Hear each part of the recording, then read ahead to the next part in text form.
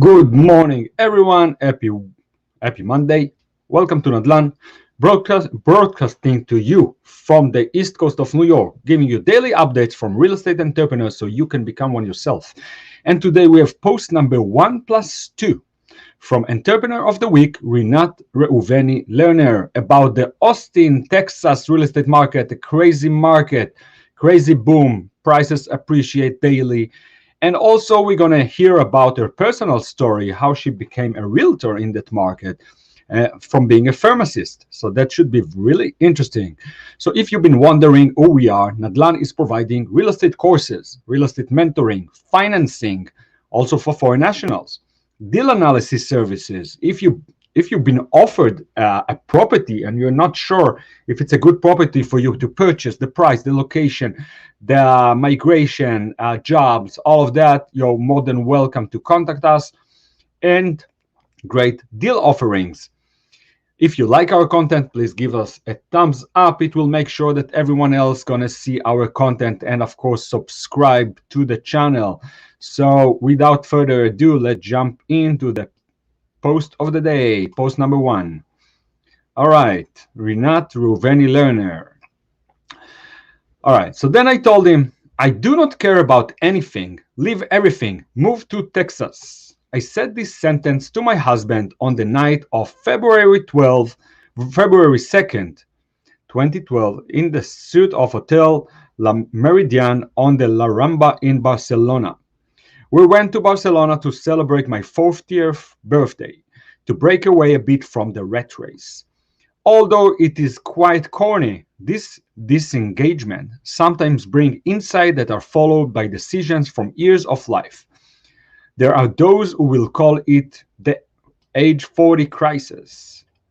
Nice to meet you. My name is Rinat Reuveni-Lerner, 43 years old, mother of 4, a pharmacist in the previous profession, and a real estate wife and realtor in Austin, Texas. In the coming week, I will introduce you to me and my work and my deals in Austin, Texas. This is the place I live and breathe, and about which I am happy to tell. I want to thank the forum moderators who gave me the privileges of being an entrepreneur this week. I read all of your posts here, and it's so inspiring to fly and to do. So this is also an opportunity to thank you, all the participants in this community, for being inspired. My flirtation with the business world began when I accompanied my dad setting up and selling a business, succeeding, failing, and reinventing himself countless times. I was always told to go and study a profession, and so I did. I studied pharmacy at the Hebrew University, and while studying, I started working at Superfarm. It's a chain just like CVS in Israel. I quickly became obsessed with the business side of being a pharmacist and progressed rapidly up the ladder. Did anyone say hard work? Until I became the owner of my own branch in Superfarm is called Fellowship. It was a business school. Inventory management, huge team management, customers and customer service, finances, balance sheets, suppliers, agents, negotiations, meeting goals, etc. But something was missing. I want to continue, but where? After 15 years, I returned to Superfarm. I gave them back the keys. Everyone around me thought I was crazy or had some stroke, but I could not see myself retiring when I did the same thing for 45 years. Then, life had other plans. Pregnancy, twins, construction in Israel with a bankrupt contractor, and fast forward, I am a mother of 4 with 1-year-old twins. No choice, return to my comfort zone, work as a district pharmacy supervisor at Clalit Health Fund, responsible for 37 pharmacies. I actually did not move anywhere. Life is good, 2 nice salaries, trips, 4 stunning kids, but something is missing. It is clear to me that we are in a cage of gold. And that is really not the economic freedom we are looking for. Back in Barcelona, we get a call from my husband's job. Do you want to come to Austin? We need you there. It didn't want Excel's calculations and what is wrong with us in the state. Then I told him, I do not care anything, leave everything, move to Texas. 3 months later, we land in Austin for a new life, begin to understand who is against whom, meet new people, places, friends, the children adapt, and for the begins the nest in me. So what now? What am I doing here? What did I do? The pharmacy license is very complex to convert here, and I even want to. Maybe it's time to see what else I can do. What am I good at? I'm good at people of all kinds. I'm good at managing teams, projects, moving things forward, operating. What do you do with it? And how do you even get started? And this understanding suddenly that you actually thought you had good English, and suddenly you barely understand what the cashier at the supermarket is telling you in a Texan heavy Southern accent.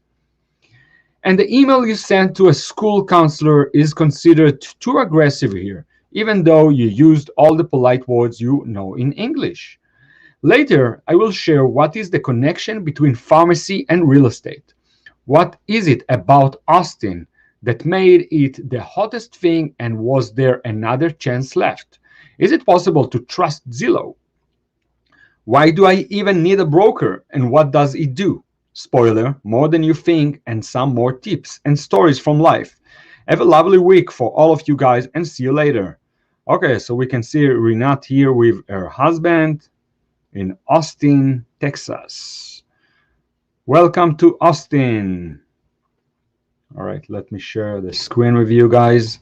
All right, so here is Rinat and her husband. And this is a picture. Welcome to Austin. This is them in their community with the beautiful baby, beautiful child. Your Austin realtor. Very nice. All right, so let's have a short break and jump into the next post.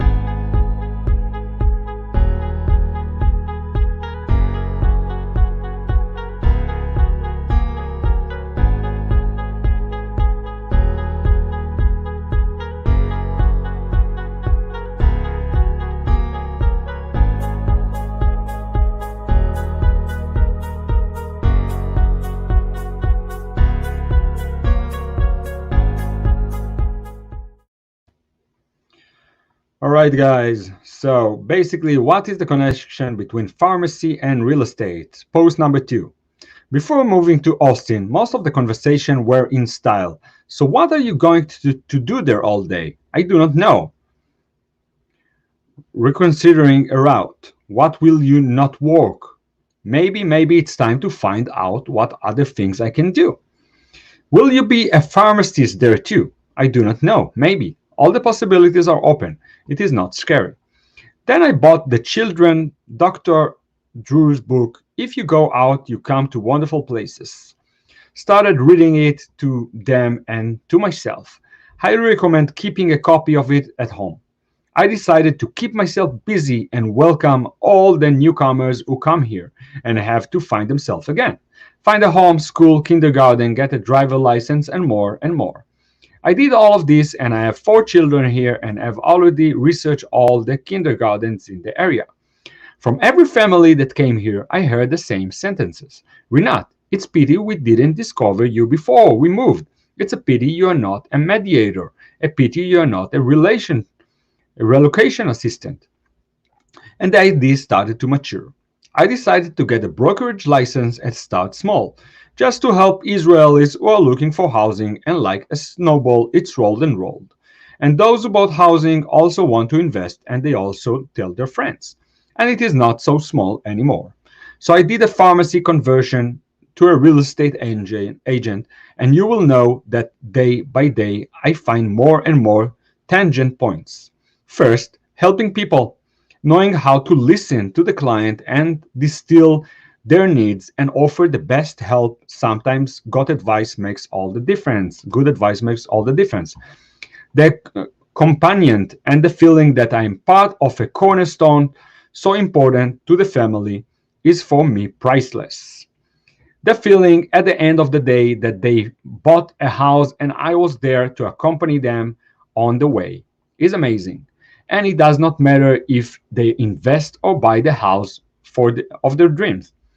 Like the feeling that someone is coming back to me at the pharmacy and telling me that my advice has helped them so much. Second, the warranty. I've always treated every prescription with infinite seriousness, whether it is baby antibiotics, blood thinners for a heart patient, or even the day after pill for an embarrassed and confused young woman.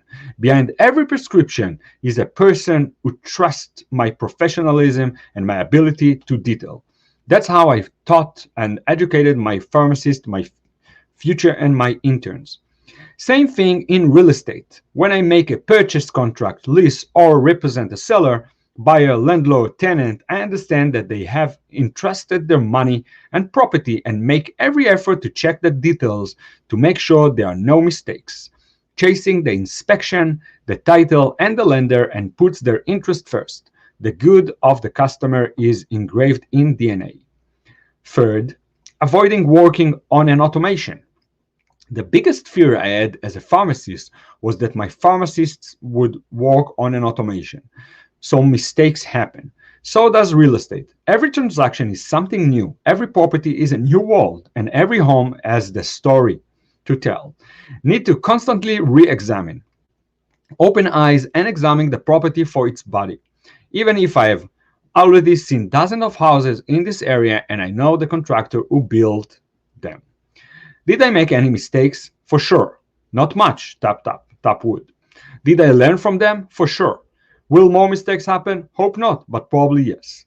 Not long ago, I had to call the family and tell them that the well-known contractor had gone bankrupt and their dream home would not be ready in time. If at all, they had already signed a contract 6 months ago, made selections to the house, seen other houses in the neighborhood, enrolled the children in schools, and already imagined themselves living at that home. I was a little angry with myself for not stopping the celebration before because I was in the field and saw it not progressing. And they so wanted the house. I was angry because I let the contractor and everyone around them feed us with various excuses of delays in time, deliveries, permits, and such, that I finally decided to listen to my guts, investigate in depth what is happening there, and find out his financial situation. Worrying, I took them out of the contract and they are supposed to move into a new house in 2 weeks. I learned that we need to constantly plan new possibilities and look at different angles and directions. They are all part of the things that build us as professionals. Another common point for the two worlds is the need to make critical decisions at high speed. They talked about it long before. The market is boiling. Good deals are snatched up quickly. Need someone who knows how to identify them quickly and act. At the pharmacy counter, there is pressure, there is shouting, there is queue. You need to know how to filter the noises around. Relax and always remember that you are the last line between the person in front of you and the substance he puts in, smears on the body, and if there was a chain error, you're there to stop that. In the following post, return to real estate with all your might. Let me tell you a little bit about my world as a real estate agent in the US and about Austin, Texas. Will that be the next Silicon Valley? What does the market look like here? And most importantly, is there still an opportunity for investor here? See you tomorrow, Rinat. So this is the book in Hebrew that Rinat was talking about. If you go, you reach wonderful places. Dr. Zeus, you can also find it in English. To the number one principle, thank you for everything from your employees. This is a note from the store, the pharmacy that Rinat was managing. All right, guys, thank you very much for joining us today. And if you want to be a successful entrepreneur, come join us tomorrow. Thank you.